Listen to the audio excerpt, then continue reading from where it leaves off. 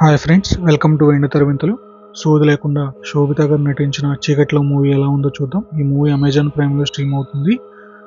మీరు already hit 1, hit 2, రాక్షసుడు, forensic లాంటి మూవీస్ చూసినట్లయితే ఈ మూవీ మీకు నచ్చకపోవచ్చు.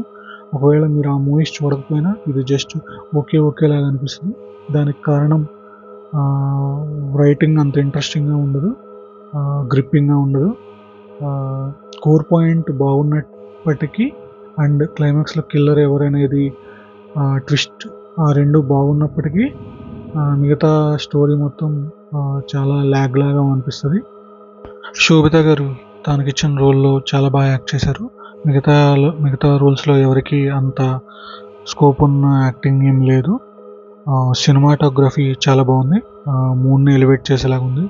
బ్యాక్గ్రౌండ్ స్కోర్ ఇంకా బాగున్నాయి అనిపించింది. That's it guys.